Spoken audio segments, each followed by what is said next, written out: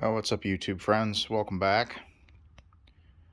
I'm spending a little bit of quality time this morning with my favorite British friend here.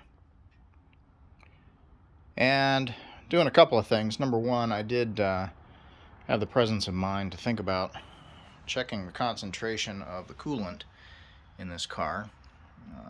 This car, of course, being out of Tennessee, and this being northeastern Ohio. We do get some pretty chilly weather in the wintertime. And the concentration was really weak. You can probably see just by the color of that number one, it's very dirty and hasn't been changed in a long time, and number two, it's not nearly a 50-50 combination. So I think the freeze point of the coolant in this was, I forget exactly what I read here on my meter. It was somewhere around, I don't recall exactly. It wasn't very good though.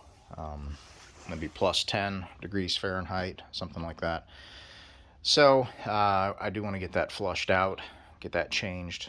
That's an easy thing to do. So we're in the midst of draining the radiator here now. You can see we got it good and warm, circulated things around, and in the midst of doing so, found that this thing does not like to run in the cold very well.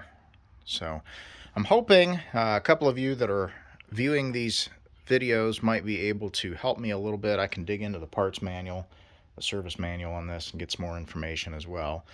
But one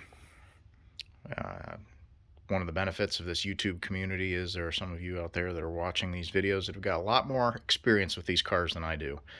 And admittedly, I am learning as I go, and trying to figure some things out here as we go. So a couple of questions that I've got for you. Number one, this hose here was missing. There was just an open port on the top of the intake manifold there, big vacuum leak. And obviously that being wide open is not ideal. So in lieu of capping it, I also found this other port here on the side of the carburetor that was open. Happens to be the same size in the general vicinity of the other. I kind of put two and two together and guessed, and connected the two with a piece of vacuum tubing. I don't see any difference really between connecting this to the carburetor and just capping that. So I'm hoping somebody can tell me whether that's the correct routing for that vacuum tubing. The other is this.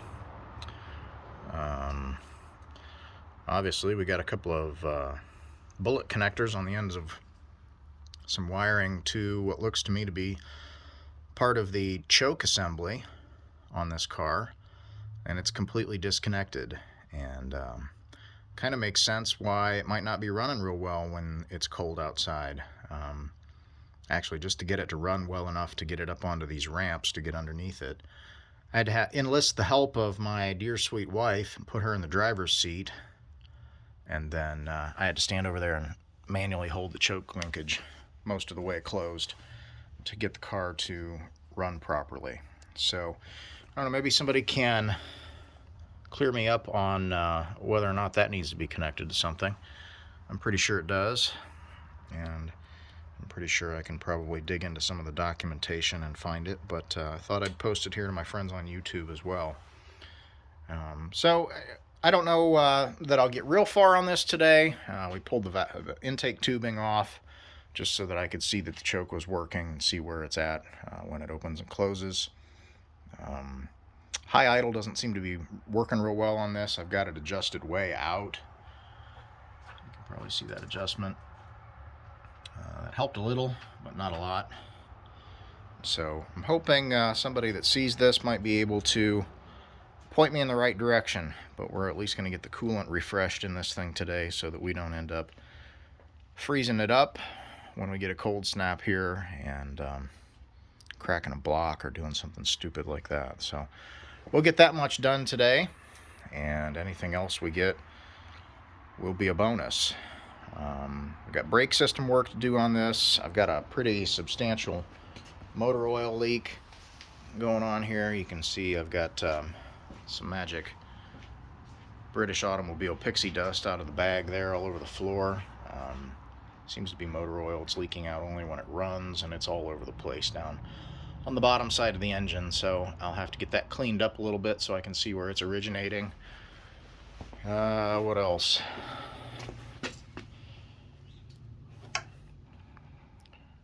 Imagine that's for some special purpose.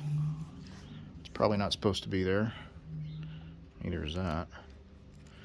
I've got a leaky line here on the power steering pump. Return line's leaking a little bit, dripping down onto the exhaust manifold and making some smoke. There's a lot to be done to this car. Again, it is not going to be a restoration at this point.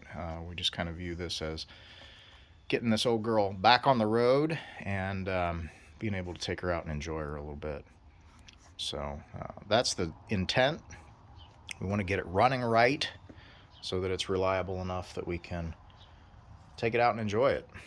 But aside from that, I'll keep posting updates as we hop in here and get a little bit more done at a time.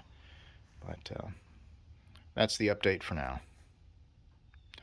Thanks for watching.